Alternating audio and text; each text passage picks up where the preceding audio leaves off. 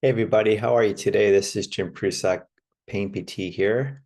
And today we're going to talk about cognitive aspects of pain. Again, this is your thinking, this is your understanding, your perception, your beliefs, your expectations. These are your thoughts, okay, around your situation. And before we do that, I just want to let you guys know if you like the content here, please give it a thumbs up. Subscribe to the channel if you haven't, spread the word. I really want to continue to spread this word to people so they can understand and learn about the brain and the nervous system and the role they play in the production of chronic symptoms in the body, what I call BS or brain sensations. Again, if you're looking for further help in your journey and understanding this and diagnosis and coming up with some treatment strategies for yourself, then reach out. You can go to my website, thepainpt.com. You can find more information there about individual work with me and also group coaching that I offer on a weekly basis. So, saying that, let's get back to the topic here. And today we're going to talk about the cognitive dimensions of your brain and its relationship and role in the production and potential amplification of symptoms in your body, or we call again sensations. We'll call these BS, brain sensations, not symptoms, because again, symptoms represent something's wrong in the body. But we know now from a lot of neural data that it's indeed the brain as a driving force in the production and the amplification of these sensations you feel in your body, unpleasant sensations. And a study came out recently, last year, 2023, from the University of California, San Francisco, and they were looking at the brain and looked at biomarkers of the brain. And it was the first time they recorded neural activity in the brain in real time while a patient recorded their pain intensity. So they implanted electrodes in the brain in two areas. One was called the ACC, anterior cingulate cortex. Another area was called the OFC, orbital frontal cortex. And they mentioned again, and we know this, that it's very complex, that chronic pain and chronic symptoms activate a number of areas of the brain are intertwined and are interplaying with the production again and the presentation of these symptoms. So they're only measuring two areas of the brain, and they mentioned how it's very complex in different people. But what they found were in these few patients that they did this in is that they indeed found some things happening in the brain, some biomarkers that were consistent. And one of them was this OFC, orbital frontal cortex, was quite activated in the chronic pain group, but not in the acute pain group. Okay, so there's a different part of the brain that was activated in chronic symptoms versus just acute, like you sprained your ankle or have an injury. And that OFC is related to cognitions and expectations. Okay, so it's the cognitive center of the brain. So what it tells us is that, hey, look, that's an important area to maybe address, to look at in your condition, because the brain produces cognitions, right? It has beliefs in there, it has expectations, it has viewpoints, it has understanding, it has perception, right? And we are trying to shift that in a very positive way to help with our healing. And so if we can learn to do this, and I talk about this in my group class, also my daily audios that people receive when they sign up for a session or part of the group, I talk a lot about cognitions and talk a lot about that part of your brain. Again, your expectation. What do you expect? Do you have a positive expectation for outcomes, or you have a negative expectation? Again, that's what's called the placebo nocebo. Very powerful. Your negative thinking is more powerful than positive. So we need to remove that type of thinking, that type of sort of mental processing, cognitions in your brain, because that acts as an amplifier or a reinforcer or a producer of potential sensations in your body. that you'll call symptoms that, again, are brain-produced sensations. So where's your thinking at? Okay, expectations is one thing. We want to produce and project a absolute positive expectation that you're going to be fine, that you are fine, that things are going to work out, things are going to recover, you're going to get better. It's just a matter of time.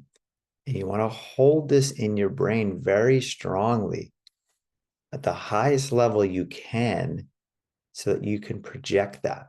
And again, what you're believing, what you're thinking about, and how you're thinking about it, either negatively or positively, is going to impact how you feel. Okay, which again represents what's happening in your body, feelings, sensations, right? Again, symptoms, emotions, all feelings. So we need to shift our thinking in the positive direction. It's so important because the brain has a tendency to automatically go negative in people, even with people without chronic symptoms. The brain's natural tendency is to shift negative for survival. It's part of our evolutionary bias. And again, with people with chronic symptoms and sensations, we are going negative. Most of us are not naturally going very positive or thinking positively about what we're experiencing in our bodies because we've had it for so long. So again, the brain can very strongly tilt negative. And one of the things it does is that it has a negative expectation now automatically because we've had this for so long that maybe your brain is saying, no, I don't think I can get better. I don't know if I can get better, or I'm not sure anymore. I've had this for so long. And so your confidence level, your conviction, your belief in your recovery may be weak or potentially very negative, maybe projecting out negative expectations and outcomes based on your negative beliefs you've acquired and accumulated from different people, from your own experience of what you believe. So again, your expectation needs to shift, but so does your beliefs about what you're dealing with here in your bodies.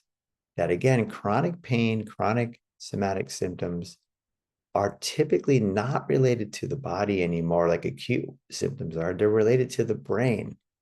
And the brain becomes the driving force in the production and amplification and persistence of these sensations you feel that are unpleasant. So we need to shift again your expectations. We need to shift your beliefs. Both need to go into a very positive direction. I want you to believe that what you're experiencing is absolutely fine. You are absolutely fine and okay. And I talk about this with people that there are two different types of belief here. One is based on your evidence that what we understand about chronic pain and chronic symptoms, that indeed, yes, it is the brain. It is the autonomic nervous system that is the main factor here. There is nothing wrong in the body.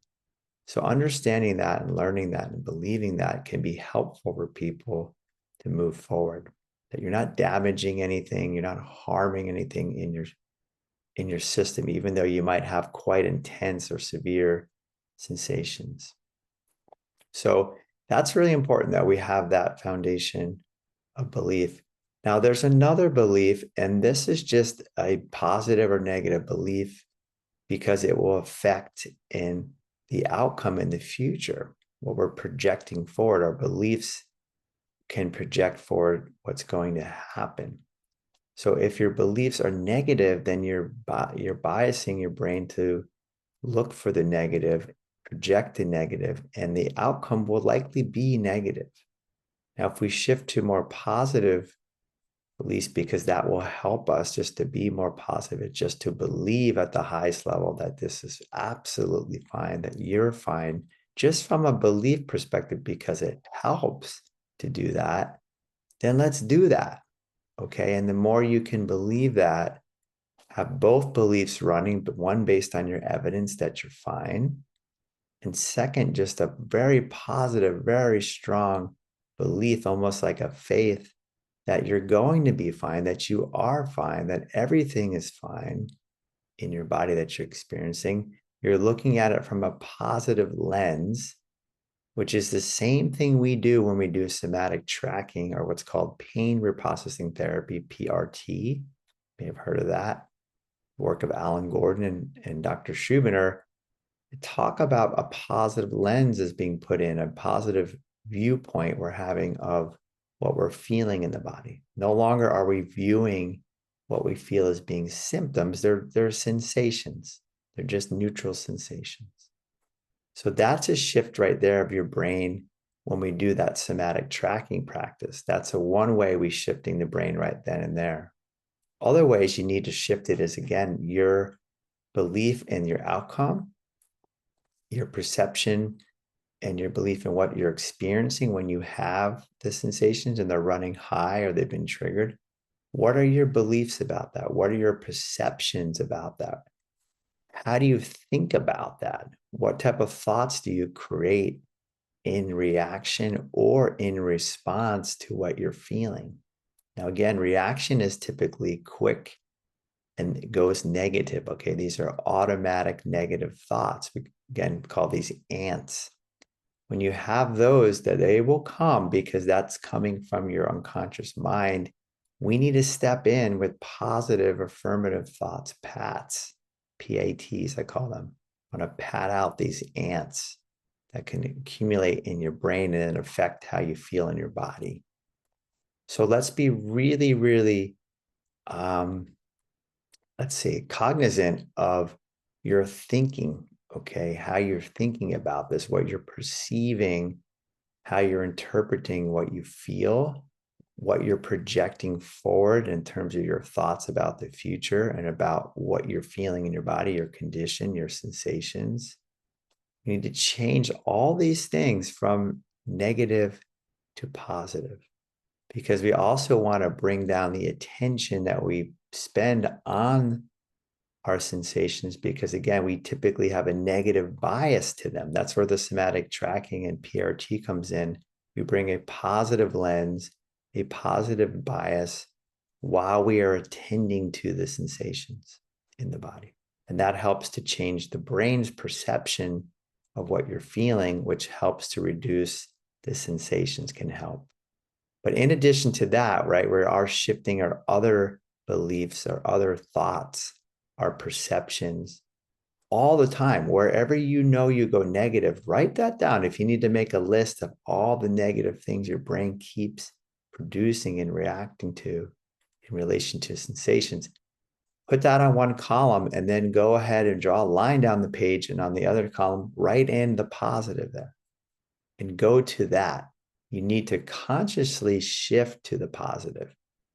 Here's the thing, everybody. It's not going to happen automatically. No, it's not. You need to do this. You need to bring forth positive expectation, positive belief, positive perception. You need to cultivate and manufacture this in your brain for a period of time until the brain learns. Again, this is all about learning and unlearning, rewiring your brain to think more positively, to have different perceptions that are more positive, to have different, more updated positive beliefs based on the evidence and based on the fact that your belief alone shapes your future. Okay, so very important that we address the cognitive piece of how our brain works in relation to what you're dealing with. And again, we need to take it to the positive, because we know the brain goes negative, and that negative reaction, your brain is very powerful, unleashes very powerful negative chemicals and negative emotions, and it has a cascading downstream effect into the body that also is negative, which creates more sensations. So we need to shift that. We need to be shifting that each day.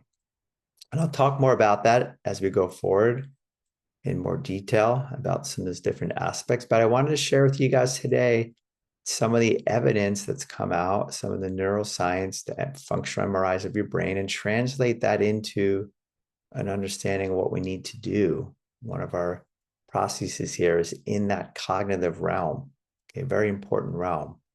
And I talk a lot about three areas we'll touch on more as we go forward: the cognitive realm, which we talked about today, the emotional realm, another thing your brain produces, and the behavioral realm, our behaviors. So our behaviors, our emotions, and our cognitive piece, all very important because they're all related to your brain and what your brain can produce. And what your brain produces and how your brain interprets and works is going to have a direct effect on your body.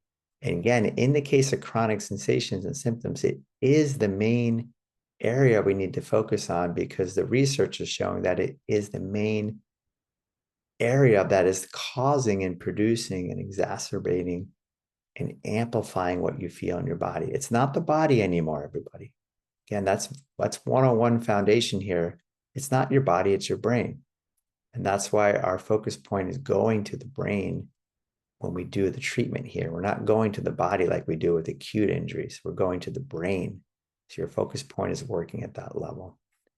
All right, everybody. Hope you enjoyed it. Hope you guys have a good day. Again, if you want more help or need help on your journey and understanding this personally, reach out. Go to my website, thepainpd.com. If you like the video, give it a thumbs up. Subscribe to the channel. Pass the word around, and I'll continue to put out good information for you guys. Take care now. Bye-bye.